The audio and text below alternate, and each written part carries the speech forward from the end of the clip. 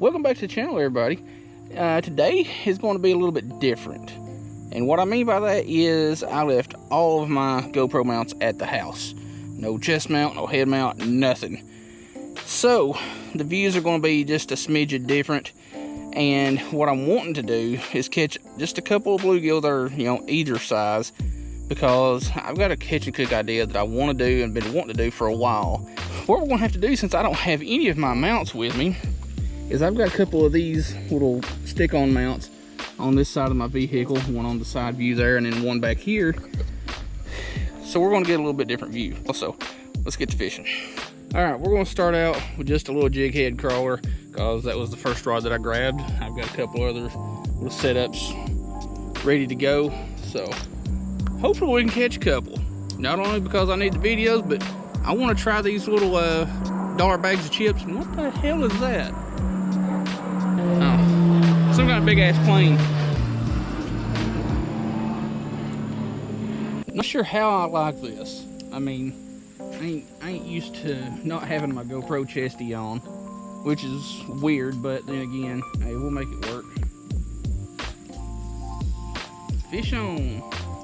Are you big enough to fry up? Almost.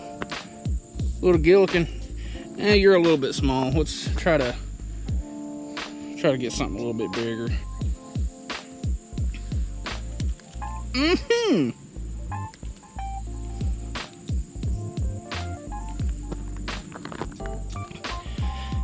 This right here wouldn't be a bad spot to throw out some catfish rods, but all of this bank, like right here in front of me, is gravel and rock, so it'd be dang near impossible to get a rod holder in the ground.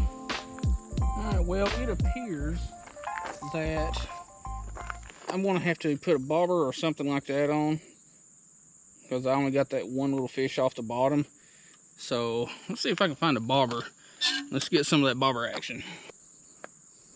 Alright, we're going to start out about a foot below the bobber. That little piece of worm probably won't last 13 seconds. Only one way to find out. Well, it's surprisingly still on there, but it's just not got any drawing power because they've pretty much removed all of the interesting bits from it.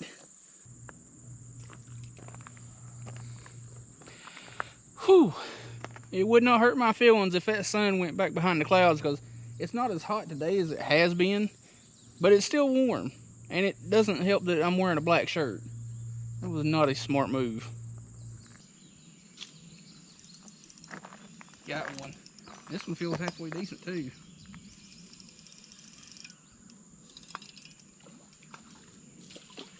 And it came off. No. Dadgummit. That was a good bluegill. Like, that one was probably around 7 or 8 inches, which would have been plenty good. Good enough size to keep and fillet. It's been so long since I've used a bobber that I've kind of forgot when to set the hook. Like, I'm not used to that, seeing it go down and all that anymore.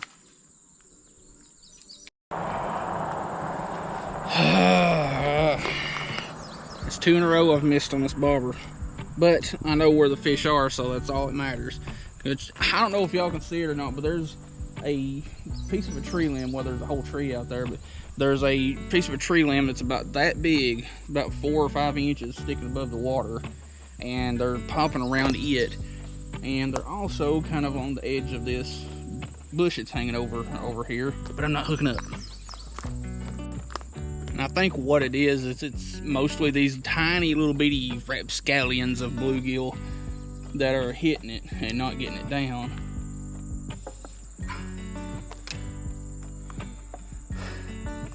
That bobber was underwater completely for a couple of seconds. Got you though. Had you though. Damn it. Seriously.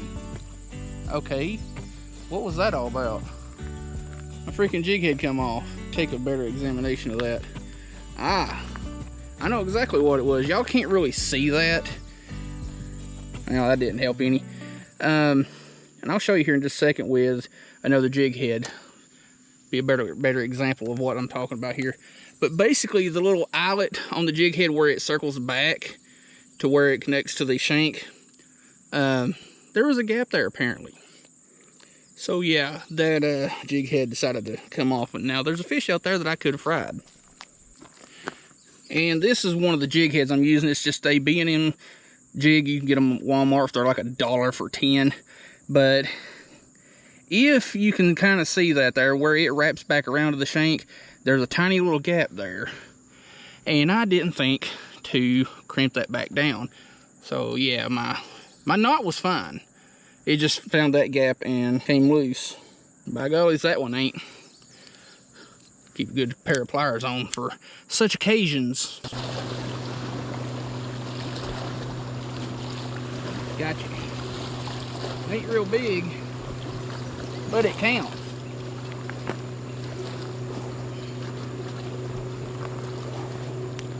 Monster. Telling you, we only catch the biggest of the big here on this channel. And I'm not gonna lie, I kind of feel sorry for those people on the wakeboards downriver because of that pontoon going by. They are straight up about to not have a good time. Got you. This one feels halfway decent. And my end frame, yeah. Yeah. You're a tad on the small side, but for the sake of the video, we're gonna keep that one. It's awful small, but we can get something out of that. Also, we're using the little packet freezable lunch cooler. This thing, once you want to put it in the freezer, you can collapse it down to almost nothing. And when you want to take and use it, it expands. Keep our worms in there, nice and cool. Save our investment. Because worms ain't cheap. You finally got one. Are you big enough to do this with? Well, you're about the size of the other one. Beast. Yeah, well, just for good measures, we'll throw that one in there just so we can for sure have a couple to do this with.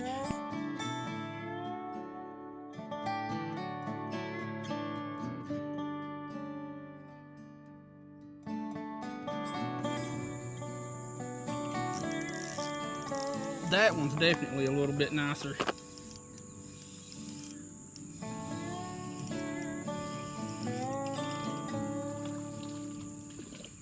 Oh yeah. That one, much nicer. I've definitely got more than I need for this, but hey, I'm gonna fry them anyway. Another one. In my end frame, I ain't used to not having my camera mounted to my chesty. Nah, that one's a little bit small. That's itty bitty one. Be good bait size though.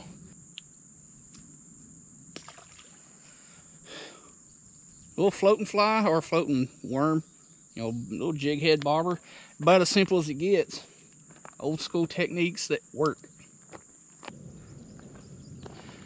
I think I've kind of figured out why they've not been biting as much in the last 15-20 minutes. Is the sun has been outside the clouds more often than not.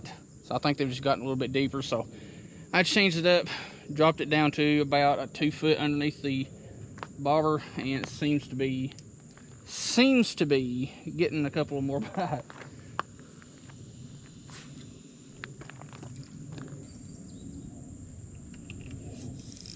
Got you. Finally. A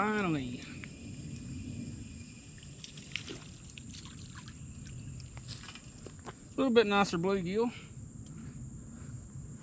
That one there is probably about 5-6 inches or so. Enough you can get a couple of fillets off of it. Or nuggets is really what would be more appropriately for or called for it. Alright.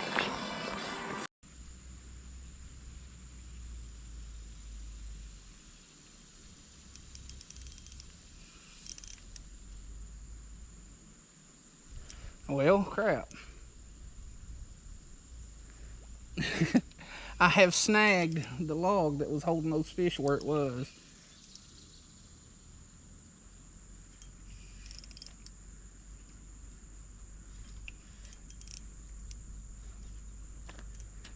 and it's actually attached to somebody else's line. Did I get it to come loose? Something came loose. Hey, we're getting free terminal gear. What did we get? I'll get my stuff off of here real quick.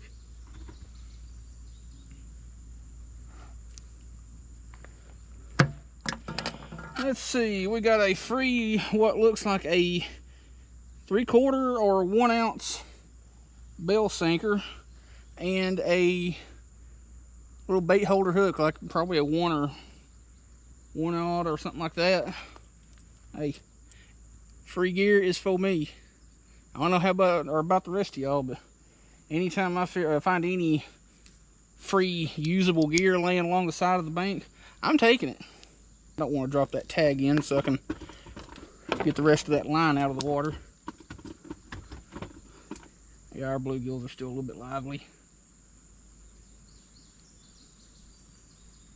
But apparently that hasn't been snagged down there very long because the hook wasn't rusted and the little sinker wasn't rusted. And I believe that sinker is one of the steel ones.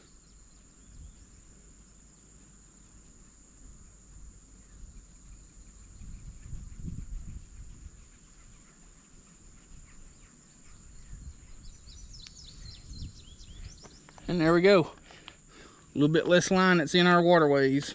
And I'm also surprised that my camera hasn't overheated. Like, it's sitting in direct sunlight and has been recording pretty much this whole time, which I have taken the battery door off. Was that a bite or was that me? I have taken the battery door off so that some of that heat can escape the camera and keep it from getting any warmer than it would. Gotcha. This one ain't real big by any means, but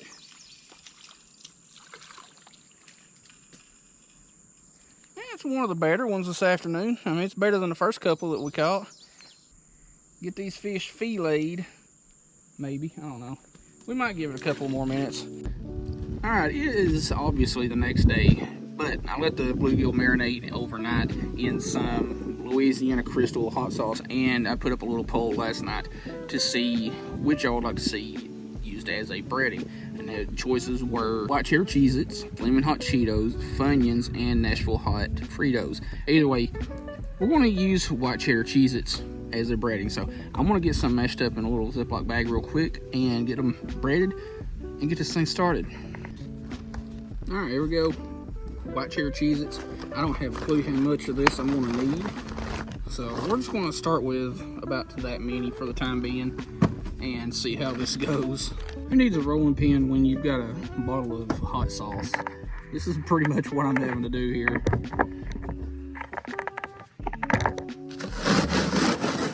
It's actually working really well to get them like a really, really fine powder.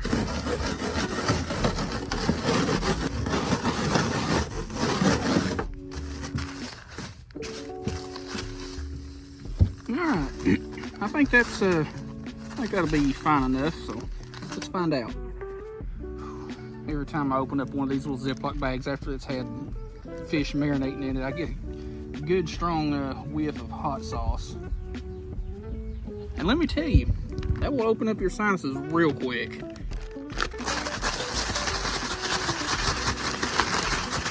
Alright, I think that is good enough. We'll pull one out here and kind of see what it looks like. Definitely smells really good with that hot sauce mixed in there, but I think it'll make it fairly crunchy. Let's get the burner set up, get some Earl in it. Oil, need that, that's important. And I actually need to clean that pot out, but yeah, it's just burnt stuff from the last time. Let's get some gas going.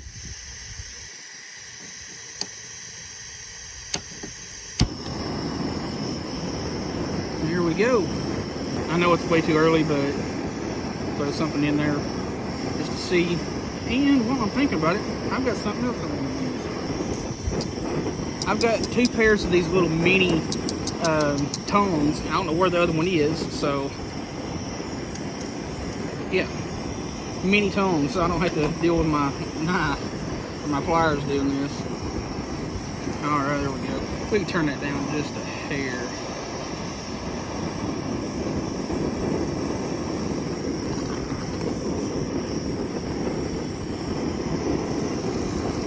Fish going in. Fish going in.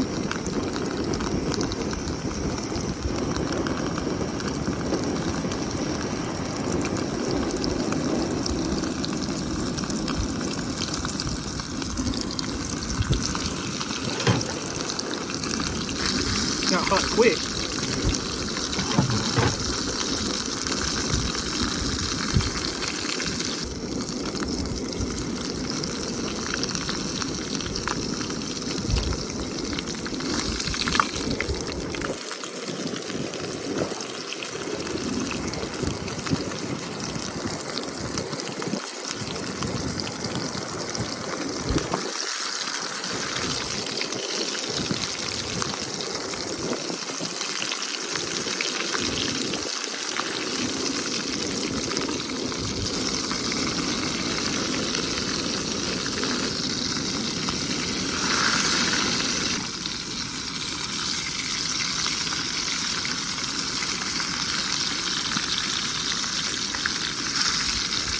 Alright, I think that's good enough.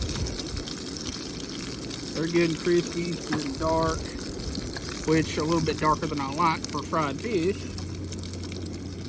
But these are small pieces, so they'll cook pretty quickly. Well, this wind didn't really help with the heat control of the burner, and I tried to put up this little thing here to kind of help with that, but it didn't really help that much. So anyway, I think some of these have cooled down enough to actually try. Get that one there. Bluegill marinated in Louisiana Crystal hot sauce and breaded with white cheddar Cheez-its.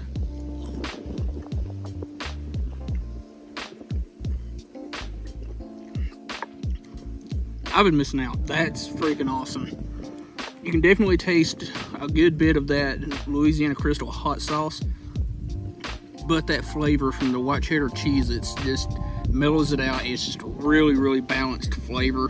Definitely want to keep that in mind because that is really, really good. I don't remember who recommended using Cheez-Its to bread fish with, but that is freaking good.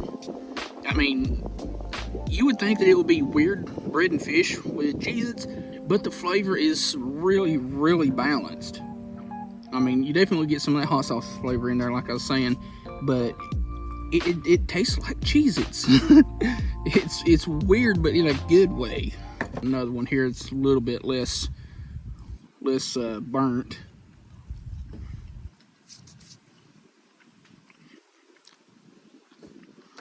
That is freaking awesome. So far, out of all of the fish that I have fried on this channel for these videos, the Cheez-Its has been the absolute best. 100% hands down. That is freaking awesome. So if you've never fried fish with Cheez-Its, do it. It's freaking awesome. Hope you liked the video. Definitely gonna do this again.